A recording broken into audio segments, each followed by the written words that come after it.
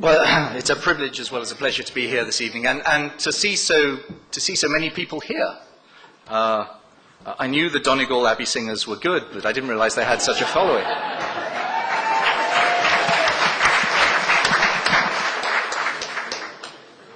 I'm very grateful to Joe for the invitation to open this year's MacGill.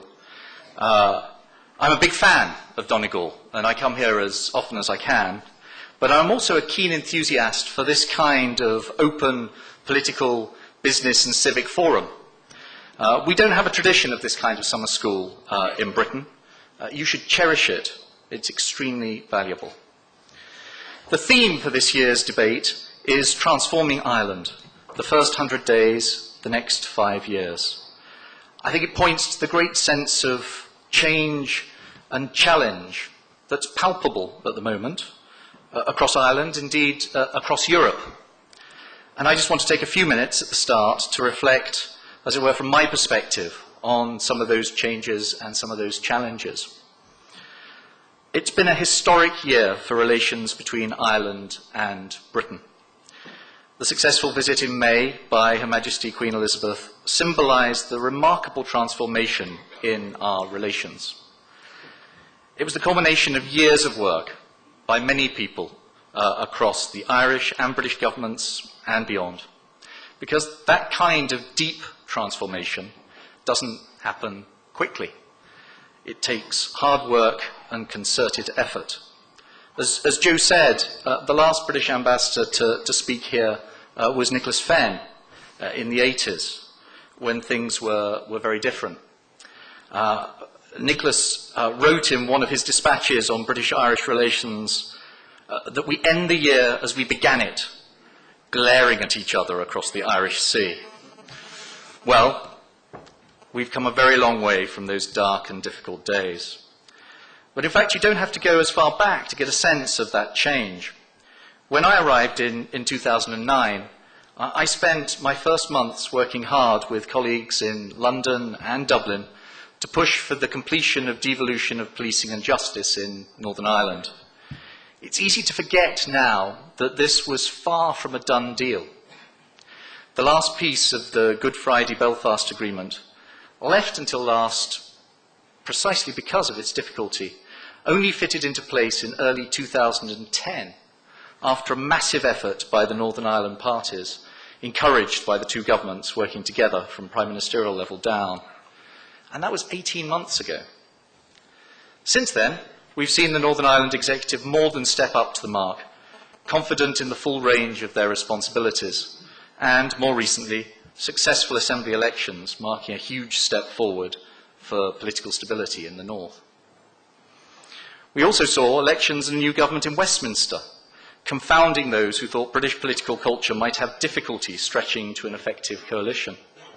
And we saw very quickly, in David Cameron's handling of the Savile inquiry into Bloody Sunday, and again in George Osborne's advocacy of bilateral loan support to Ireland, that the new generation of political leaders in London attached the highest priority to relations between Britain and Ireland.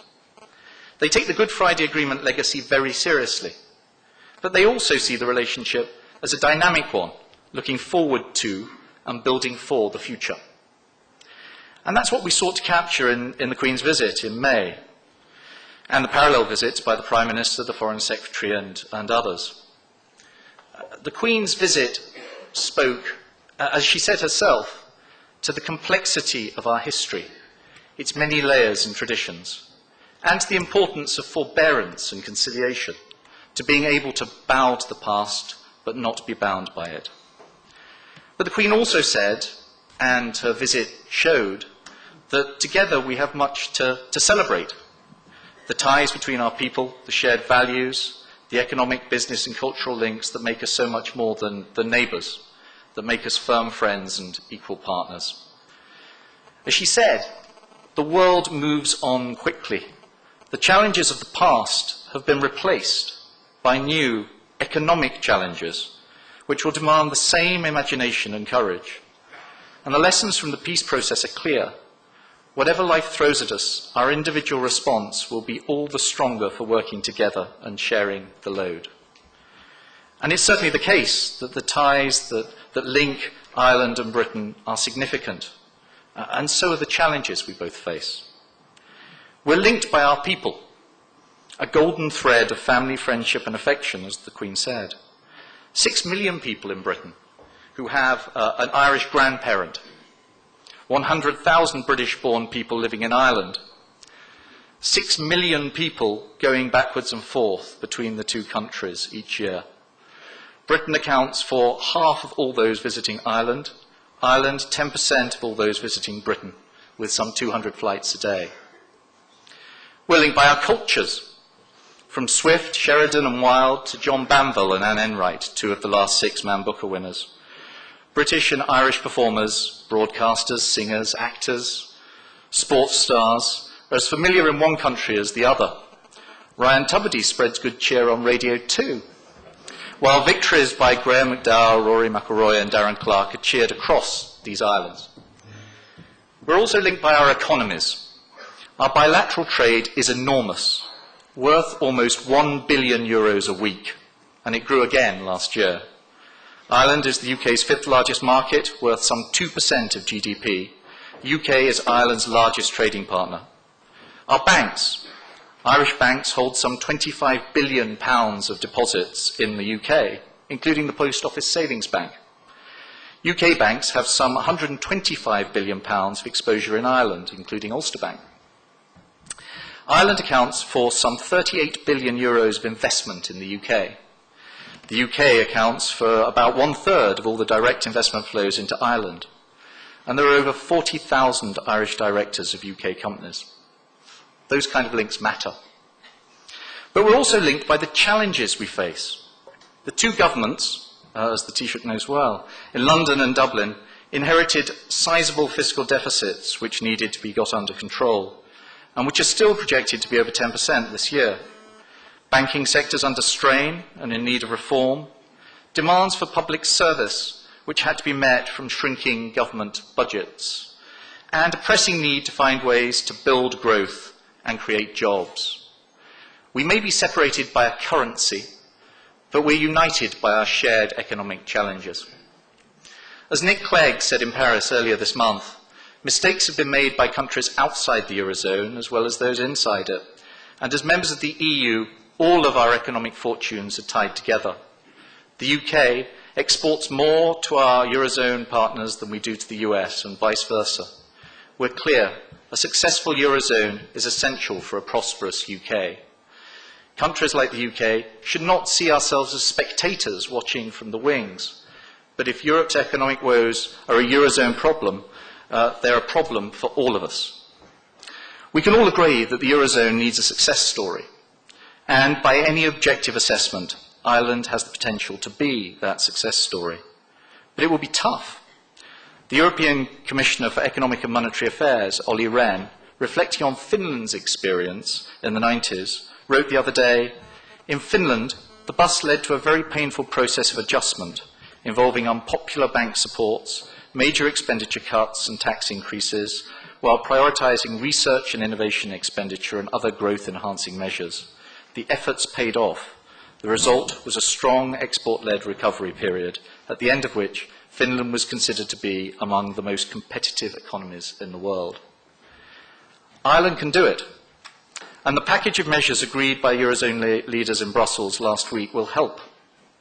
The proposed flexibility, including lower interest rates, long maturities, the possibility of precautionary actions, it's all very significant, as the markets have recognised. The agreement should help stabilise the situation across the Eurozone and help Ireland specifically. Britain, as George Osborne has indicated, will work with Ireland to adjust our bilateral loan support as well. We all have a shared interest to reinforce a sustainable path for Ireland. Fortunately, as I'll point out to anybody who will listen, the underlying economic situation here is strong. The economy is growing for the first time in 4 years. Indeed, in cash terms, it could grow 3% this year, largely driven by exports. I have to tell you, looking on from Britain, we're very jealous of your trade surplus. Ireland's exports grew by more than 6% last year, to the extent that the value of your exports is greater than your GDP, which is remarkable. It reflects an enormous amount of economic activity for a population of 4.5 million, but it also reflects significant gains in Ireland's competitiveness, with labour costs down 6% in the last 2 years. And companies are voting with their feet. The number of first-time investors in Ireland is up 20%. The number of inquiries and expressions of interest that we're seeing from the UK is up significantly as well. Across key sectors, sectors with real potential for future growth, like agri-food, pharma, medical, ICT, Ireland has established itself as a key international hub. Ireland produces all of the Botox in the world.